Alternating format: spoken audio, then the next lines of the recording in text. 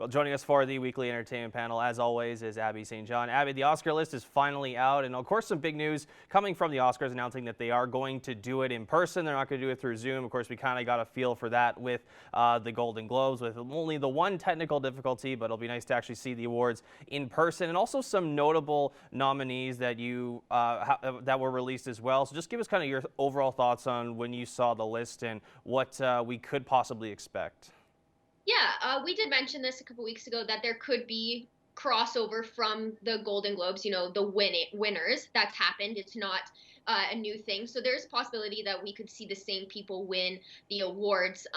Like you said, it's going to be in person. They wanted to do something different apart from the Globes and the Emmys. So they don't have any Zoom option. So celebrities that don't want to attend the show in person will not have the option to stream it through Zoom and be a part of it that way. It has to be done in person. And they're really trying to make sure that it's the safest and most enjoyable part as possible, obviously.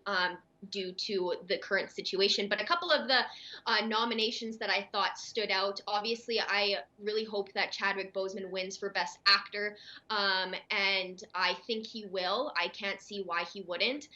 Frances McDormand has been nominated for Best Actress, and if she wins, this will be her third win for this category. She won back in 1997 for her first time for her role in Fargo, and then in 2018 she won for Three Billboards outside of Ebbing, Missouri. So she's got a lot of talent backing her up, and so I think if she does pull this off, a third win is definitely deserving.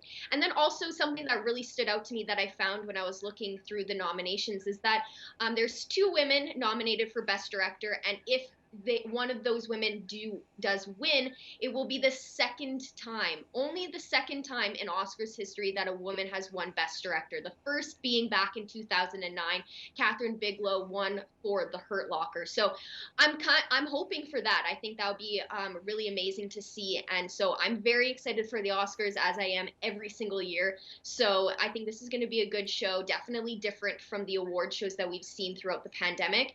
So it's going to be interesting to see how they do it, and if there's any hiccups or any bumps along the way, or if it'll be smooth sailing. And one of the other nominees that really stood out to me and I was really excited about, you mentioned Nomadland, Chloe Zhao, one of those women that are nominated. Of course, with Minari that won Best Foreign Film at Golden Globes, it's great to see that Asian representation still being at the Oscars. We saw it last year with Parasite, with Bong Joon-ho taking on pretty much almost all the awards there for directing and Best Picture. We saw it there, and Steven Yeun is also getting his first Academy Award nomination. Of course, we all know him from Glenn from The Walking Dead. Mank leads the way with 10 nominations, and then Daniel Kaluuya possibly is kind of the favorite right now for Best Supporting Actor after winning the Golden Globe, but his co-star Lakeith Stanfield is also nominated for that movie as well. And Riz Ahmed from The Sound of Metal could possibly, maybe in my mind, be a dark horse. He does play that character really well as a deaf drummer. And one thing also, Abby, just before we wrap up for today's panel,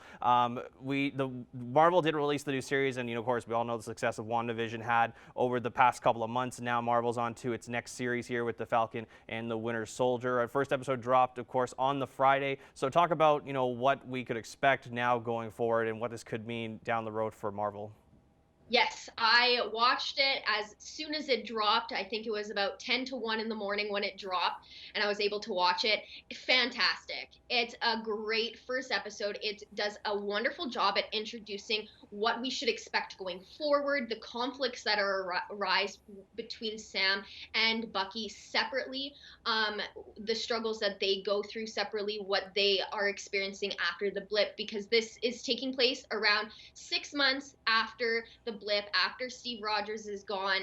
So it's just showcasing how it's affecting them mentally, physically, what they're going to do next. And I think the first episode did an excellent job at setting up the rest of the series, and I don't think it's going to disappoint. They already had a pretty sick fight scene happening at the beginning of the episode, so I think we're going to be very excited for this series.